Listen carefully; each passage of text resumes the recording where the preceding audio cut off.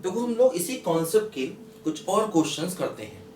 देखो सब बच्चे, मान लीजिए क्वेश्चन हमें करना है limit x tending to infinity factorial n raise to the power x plus 2 raise to the power nx whole raise to the power 1/x और n है मान लीजिए नेचुरल नंबर। ठीक है, हाँ n क्या है बोलो, नेचुरल नंबर। ध्यान दो, देखो जैसे अब यहां पर देखो ये फैक्टोरियल n है, ये 2 की पावर n है। देखो एक काम करें, इसको भी 2 की पावर n होल की पावर x देख लिया, कोई समस्या नहीं। देखो n अगर नेचुरल नंबर है, जैसे मान लो अगर हम देखो दो टर्म है n फैक्टोरियल और 2 की पावर n। मान लो अगर हम n 1 लेते हैं तो 1 फैक्टोरियल क्या होगा 1, ये 2 की पावर 1 है ना। n क्या है बोलो, नेचुरल नंबर से ध्यान दो।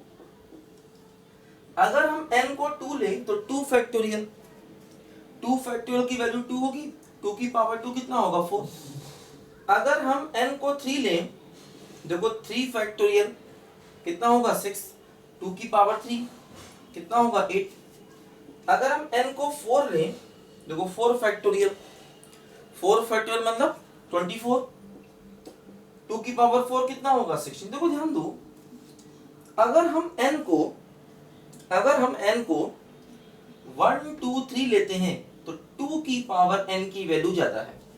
लेकिन जैसे ही हम n को 3 के आगे लेंगे, देखो जैसे n को 5 लें, 5 फैक्टोरियल है ना, तो 120 और 2 की पावर 5 मतलब 32। देखो ध्यान दो, जैसे ही हम n को 4 या 4 से ज्यादा ले रहे हैं, देखो n फैक्टोरियल की वैल्यू बढ़ रही है। अगर n 1 है, 2 है, 3 है तो n फैक्टोरियल छोटा है, 2 की पावर n बड़ा है ना। देखो यहां पर हम एक काम करें, जैसे हम इस क्वेश्चन को दो केस में करें। केस 1 में क्या करें, n को ले लें 1 2 और 3।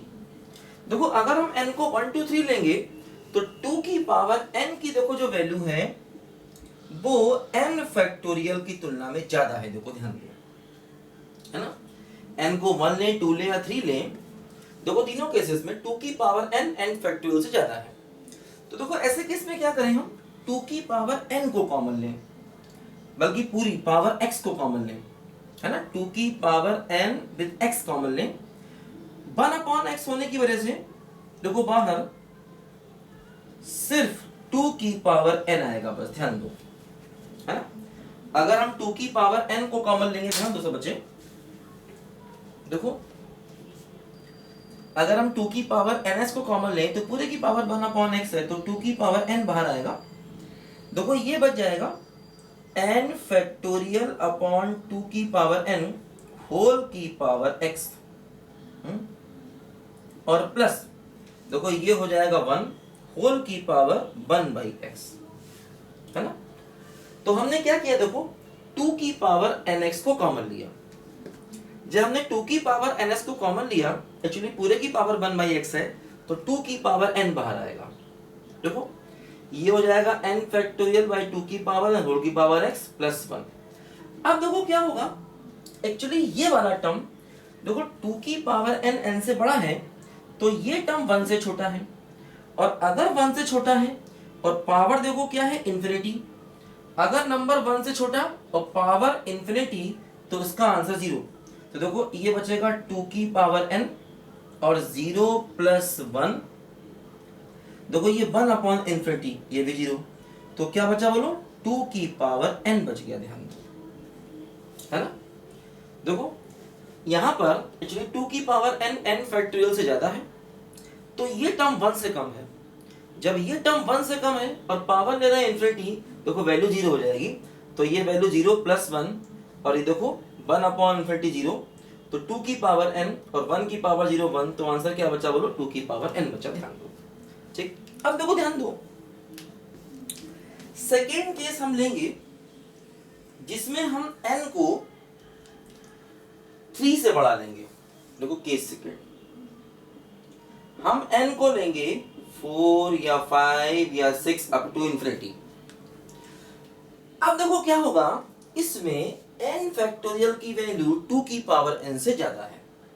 तो अब देखो हम क्या करेंगे, इसी क्वेश्चन में n फैक्टोरियल को कॉमन लेंगे, है ना, limit x tending to infinity, तो क्या करेंगे n फैक्टोरियल की पावर x को कॉमन लेंगे, तो बाहर सिर्फ n फैक्टोरियल आएगा, है ना। n फैक्टोरियल की पावर s को कॉमन लेंगे 1/x से, बाहर सिर्फ n फैक्टोरियल आएगा, तो बचेगा 1 प्लस 2 की power n upon n factorial whole की पावर x की पावर 1/x। ध्यान दो, अब देखो क्या हो रहा है, ये टर्म देखो 1 से छोटा है, क्योंकि 2 की पावर n फैक्टोरियल 2 की पावर n से बड़ा है, n फैक्टोरियल 2 की पावर n से बड़ा है, इसलिए देखो क्या होगा, ये टर्म 1 से कम है। अब जब 1 से कम है, पावर है इनफिनिटी, तो वैल्यू हो जाएगी 0, और देखो ये 1/∞ 0, तो क्या आंसर आएगा n फैक्टोरियल। काफी अच्छा क्वेश्चन। देखो तो पहला केस जब हम n को 1 2 3 मान रहे हैं, तो इसका आंसर 2 n आएगा। दूसरा केस जब हम n को 4 5 6 एंड सो ऑन मान रहे हैं, तो इसका आंसर n फैक्टोरियल आएगा, है ना। क्या है इसमें, देखो ध्यान दो, हमेशा बड़े टर्म को अंदर से कॉमन लेना है, और अगर n को 1 लेंगे 2 लेंगे 3 लेंगे तो 2 की पावर n ज्यादा है, लेकिन जैसे ही हम 3 के आगे बढ़ेंगे n फैक्टोरियल ज्यादा हो जाएगा, है ना। तो जैसे हमने n को 1 2 3 लिया, तो देखो 2 की पावर n ज्यादा है, तो हमने 2 की पावर ns को कॉमन लिया, लेकिन पूरे की पावर 1/x होने की वजह से बाहर 2 की पावर n दिखाई देगा, बस ये हो गया n फैक्टोरियल अपॉन 2 की पावर n होल की पावर x प्लस 1 होल की पावर 1/x। देखो x को, अब ये टर्म 1 से कम है, तो पावर इनफिनिटी, तो वैल्यू क्या होगा 0 प्लस 1 1/∞, ये भी 0, तो आंसर क्या आ गया बोलो, 2 की पावर n आ गया, केस 1। देखो केस सेकंड में क्या हुआ, अगर हम n को 3 से ज्यादा लेंगे, अब देखो क्या हो रहा है, n फैक्टोरियल इससे ज्यादा है। अब क्या करेंगे, देखो n फैक्टोरियल की पावर x को कॉमन ले लेंगे, तो बाहर सिर्फ n फैक्टोरियल आएगा, तो क्या बचेगा 1 प्लस 2 की power n by n factorial whole की पावर x की पावर 1/x। अब देखो क्या हुआ, ये टर्म 1 से छोटा है और पावर इनफिनिटी, तो वैल्यू 0, पूरे की पावर 0, तो n फैक्टोरियल इसका देखो आंसर आ गया। ध्यान दो यहाँ पर, ठीक है। तो काफी अच्छा क्वेश्चन है, देखो इस क्वेश्चन को हमें इस तरीके से करना है। अच्छा देखो हम लोग एक और क्वेश्चन देखें इंपॉर्टेंट,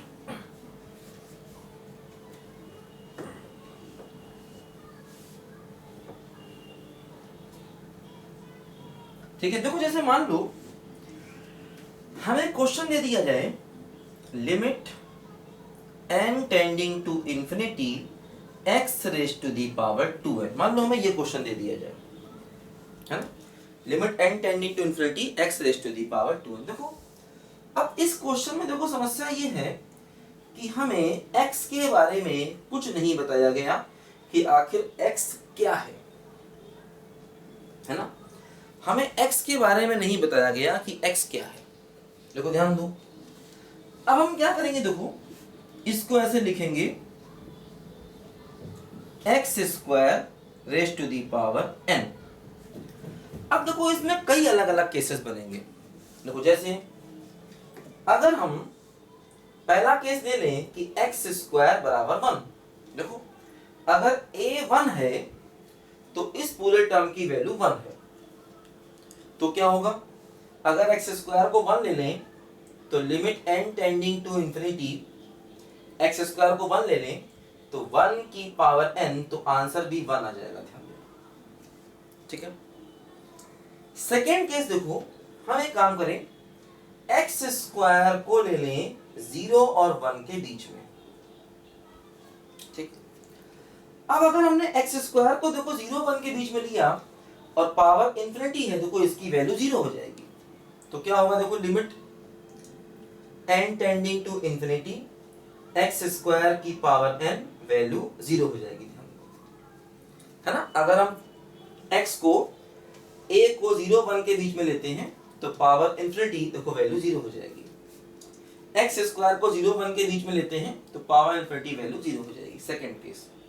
देखो थर्ड केस, अगर हम एक्स स्क्वायर को 1 से बढ़ा लें, अगर हम एक्स स्क्वायर को 1 से बढ़ा लें और पावर इन्फिनिटी, देखो इस केस में आंसर हमारा इन्फिनिटी हो जाएगा, n tending to infinity x square की पावर n, और आंसर हो जाएगा देखो इन्फिनिटी।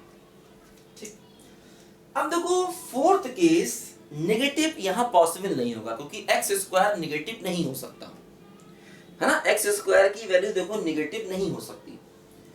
तो देखो ये वाला केस लिया a ग्रेटर देन 1 मतलब x square greater than 1, answer infinity. देखो ये वाला केस लिया a बिटवीन 0 एंड 1 मतलब एक्स स्क्वायर बिटवीन 0 एंड 1, तो वैल्यू 0। a को देखो हमने 1 लिया मतलब एक्स स्क्वायर बराबर 1 लिया, तो वैल्यू 1 हो गई।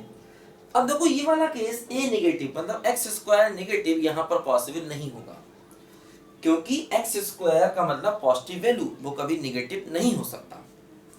तो देखो x की अलग अलग वैल्यू के लिए हमारे पास यहाँ अलग अलग आंसर आ गया। देखो अब जैसे इनसे x भी निकाल सकते हो, एक्स स्क्वायर ग्रेटर देन 1 से आप x को निकाल सकते हो, एक्स स्क्वायर बिटवीन 0 एंड 1 से आप x को निकाल सकते हो, यहाँ से भी आप x को निकाल सकते हो। तो x की अलग अलग वैल्यू के लिए हमारे देखो अलग अलग आंसर यहाँ पर आ रहे हैं। ठीक है, अच्छा क्वेश्चन है।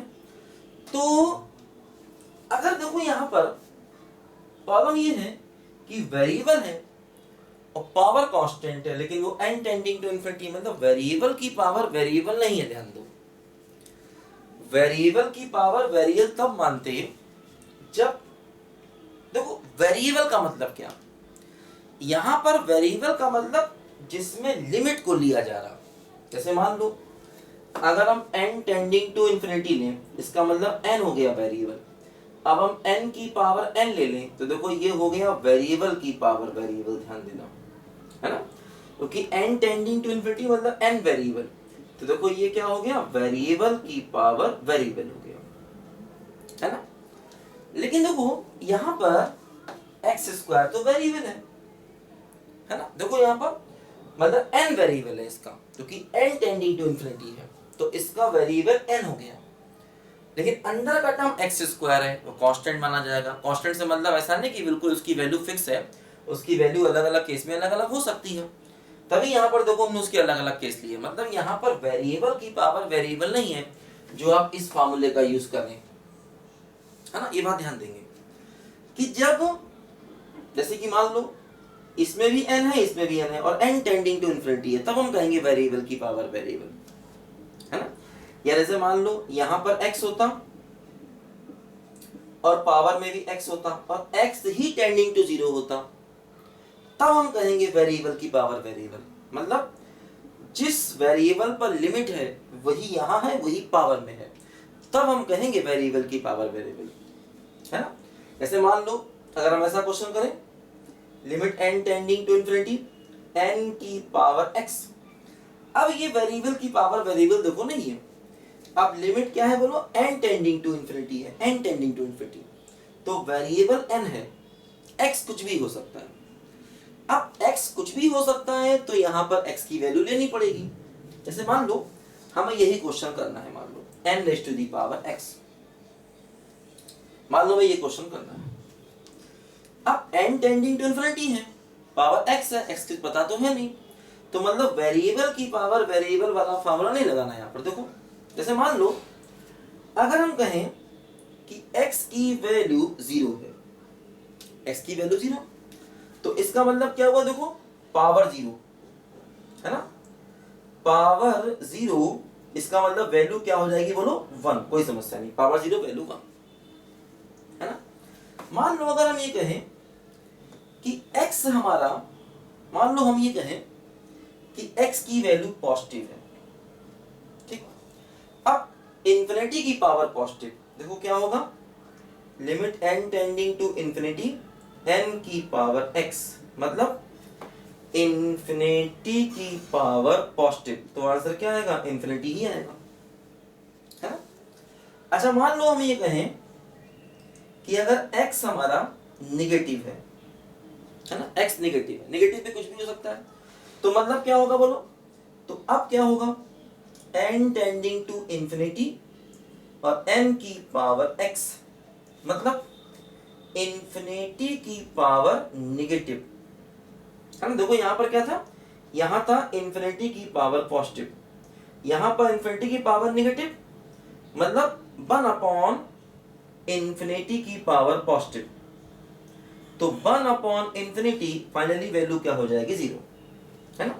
तो देखो ये भी हम ऐसा क्वेश्चन भी अपने आप से कर सकते हैं कि हमने क्या किया, n टेंडिंग टू इंफिनिटी लिया और n की पावर x लिया, ठीक। अब n है वेरिएबल, हालांकि x भी वेरिएबल ही होता है क्योंकि x वैल्यू बदल सकता है, x की वैल्यू फिक्स तो है नहीं, तो हमने x को अलग अलग केस लिया। लेकिन ध्यान देना, लिमिट में वेरिएबल का मतलब जिसमें लिमिट टेंड कर रहा है, जैसे यहाँ पर x पर लिमिट टेंड कर रहा है तो x वेरिएबल, वेरिएबल की पावर वेरिएबल। यहाँ पर देखो n में लिमिट टेंड कर रहा है तो n यहाँ पर है, n यहाँ पर, तो वेरिएबल की पावर है ना। जिसमें लिमिट टेंड कर रहा हो, जिस वेरिएबल में लिमिट टेंड कर रहा हो उसको वेरिएबल मानेंगे, है ना। देखो जैसे यहाँ पर n में लिमिट टेंड कर रहा है तो ये वेरिएबल है और ये पावर x है।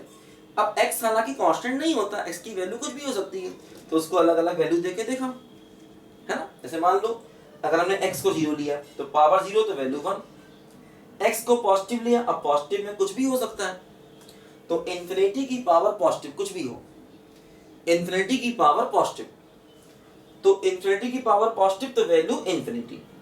अब मान लो अगर x नेगेटिव हुआ तो क्या देखो होगा, इंफिनिटी की पावर नेगेटिव। अब इंफिनिटी की पावर नेगेटिव मतलब 1 अपॉन इंफिनिटी की पावर पॉजिटिव, तो इंफिनिटी की पावर पॉजिटिव मतलब 1 अपॉन इंफिनिटी, वैल्यू क्या आ गई, 0 आ गई, ध्यान दो, है ना। तो यहां पर देखो अलग अलग केसेस में हमारे आंसर अलग अलग हैं, तो ध्यान देना लिमिट में वेरिएबल की पावर वेरिएबल का मतलब क्या, है ना। ऐसा बनेगा तो ये फॉर्मूला लगाएंगे हर जगह नहीं। अब देखो जैसे यहाँ पर क्वेश्चन, यहाँ पर भी देखो यही बात है। अब देखो यहाँ पर एक्चुअली a क्या है, a कुछ भी कांस्टेंट हो सकता है, उसकी वैल्यू अलग अलग हो सकती है, तभी यहाँ पर देखो हमने अलग अलग केसेस लिए हैं, ठीक है। करो सब बच्चे ध्यान से, लिखो जल्दी से।